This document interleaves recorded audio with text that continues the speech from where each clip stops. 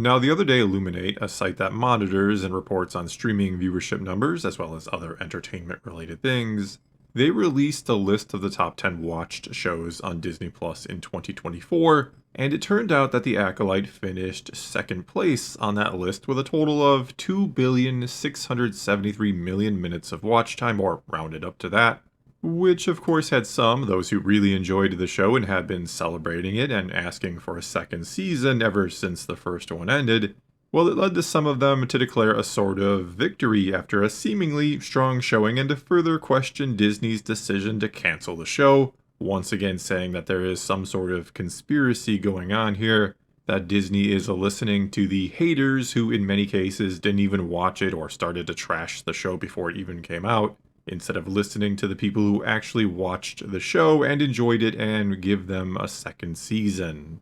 Problem is, finishing second on this list isn't exactly the most impressive thing ever. This isn't the win it might initially seem to be when you first consider or look at what else came out on Disney Plus in 2024, what it was actually, competing against. With the top show for the year, as you can see on your screen, being Percy Jackson and the Olympians, which actually released late 2023, and these numbers do not include the weeks of the first 2 or 3 episodes, I believe, that dropped in 2023. Again, this is just 2024 numbers.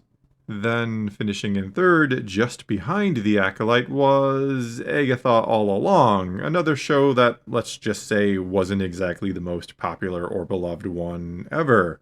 Echo is also on this list in fourth, which is another show that didn't exactly light the world on fire when it was released. And then other than those, the only other live-action show even on this list from 2024 is Skeleton Crew, which only had its first 5 episodes released in 2024. The rest have come out this year, though keeping it real here, the numbers for it are still really, really bad, and we'll talk more about that in a bit.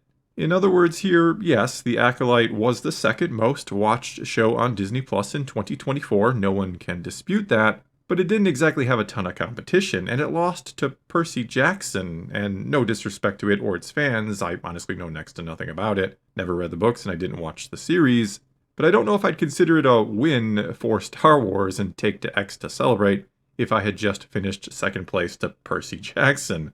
Especially considering, again, the first few weeks it was out, the first few episodes, in all reality, aren't even being counted here.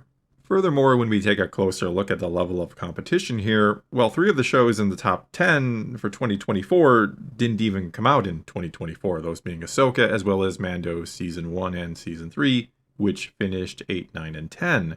And that begins to tell you how much new and original content on Disney Plus The Acolyte had to compete with in the first place, if only 7 of their shows were new shows. In other words here, again, it's not like finishing second is the most impressive thing when you didn't exactly have the strongest competition in the world, and some of it even was handicapped by having only part of their seasons being counted, those being Skeleton Crew and Percy Jackson, though Percy still managed to beat it anyway, even without those first couple episodes. However, things get much, much worse if we look beyond the meager competition The Acolyte had on Disney Plus last year. For example, the top-rated original show in 2024 across all streaming services was Bridgerton Season 3. It pulled in 21.42 billion minutes of watch time, or over 8 times the watch time of The Acolyte.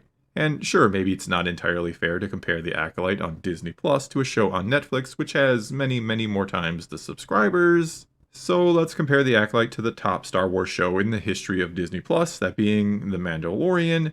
And we'll see that just looking at Season 2 of The Mandalorian, the first 3 episodes of it even, during just the first 3 weeks of their release, well, it had more watch time than the entire season of The Acolyte had in the entire second half of 2024. The Acolyte, released in June, and again, these numbers for it, the 2.6 billion minutes of watch time, was for the whole 7-month stretch from release to year's end, and yet Mando Season 2 managed to outperform it in 3 weeks with 3 episodes. In fact, every other live-action Star Wars show on Disney Plus that we have numbers for anyway, which is all of them save Mando Season 1, and we also don't have the completed numbers for Skeleton Crew just yet, But every other show during their initial release window, just the 5 to 10 weeks they were releasing in and we were getting numbers for them, they all did better than the Acolyte did in that 7-month stretch. Even Andor, which no, also didn't exactly do fantastic upon initial release, managed to just nudge out the Acolyte's year-end numbers by bringing in 2,674,000,000 minutes of watch time in its first 8 weeks, and that then obviously doesn't include the final 4 episodes, which by the end of the series were heading upwards in terms of viewership. The final episode got almost to 700 million minutes watched alone, and something tells me it also did or has done much better than the Acolyte did after the fact here. That far more people went back and watched Andor than did the Acolyte, though no, I don't have any numbers to back that up. And look, I'm not here to be an ass and rain on your parade if you enjoyed the Acolyte and want more, and thought this was good news that it finished second place. I'm here to just give you the numbers and to help you face the reality of the situation, that the Acolyte objectively was a failure according to the numbers, and just saying it did second for the year on Disney Plus, so it should get renewed, is not a good argument when it had no competition, and when you compare the numbers it got to pretty much all the other numbers we have available for Star Wars and beyond. Basically, you can't finish second place in a race that was limited to just a few people, and where everyone else you had to run against had a broken leg, and then feel like you actually won something by finishing second. And yes, I get it. You liked it and you want a second season. That is fine, and I don't blame you for wanting more of something you enjoyed. I don't have any hate for you if you enjoyed The Acolyte. That's fine. But as I've argued before, more of The Acolyte isn't a good thing for Star Wars, and it just doesn't make sense for Disney to do it. And I'm not here to defend Disney necessarily, but I do fully understand they're a business that needs to make money. And to do that, they need to make products or content that people are willing to pay for. And to be blunt, a lot of people will not be willing to pay for a second season of The Acolyte. And when the shoe is on the other foot, if you will, when it is something I really enjoyed, like Skeleton Crew, I thought the show was great, and I'd love to get more, even if I don't think we necessarily need more. But anyway, I'd be happy to get more, sure, but looking at the numbers, it did horribly, and I will completely understand if we never get another season of it. I'm not going to be mad at Disney and Lucasfilm or the fans that didn't watch it because we're not getting more. Well, I suppose I could be mad at Disney and Lucasfilm, as you could be as well, as an Acolyte fan, for creating other content even before those shows that turned people away from the franchise, to the point where they won't even give some of these shows a chance. But here, now after the fact, I do understand them not doubling down on something that just didn't bring in the views and thus didn't bring in the money. Which is another point I want to make by, again, looking at just the numbers, that being the sad, sad state the Star Wars franchise is actually in when we, again, just look at numbers. I mean, not only did Percy Jackson beat Star Wars for the top show of the year, and again, no hate for Percy or his fans, but he should not be beating Star Wars. There's no way a Star Wars show or a Marvel show should be losing to any show on a top watched list for Disney+. Unless it is something phenomenal and out of nowhere. And again, maybe Percy Jackson was that, but something tells me it was an average show at best, or pretty good for what it is. And yet here we are in a world where it not only happens, but it essentially happened to 2 Star Wars shows because, let's be real, Skeleton Crew, though it may be doing decently after the fact, with good word of mouth and all that, but it ain't pulling in the type of viewership numbers where it would have eventually beat Percy Jackson either. And so again, here we are, 2 Star Wars shows lost to him. And again, if we look beyond Disney Plus, there are literally 100 shows or more on other streaming services that beat Star Wars, that beat Skeleton Crew and Acolyte as well. And I'm not saying Star Wars should always be the absolute top-rated show all the time, always, but it should certainly be among them. And it was not all that long ago with things like The Mandalorian, which did roughly 5 times better in terms of viewership than the Acolyte and Skeleton Crew did.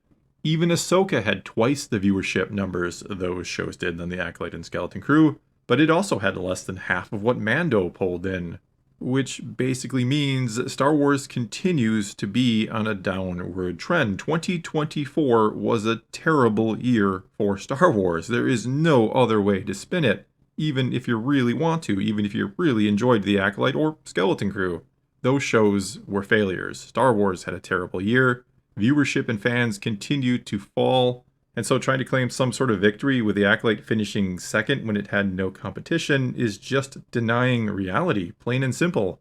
And another season of it, or another season of Skeleton Crew, to be honest, and I'm sorry to say, they're not going to fix the problem this franchise is facing, and honestly, I don't know what will.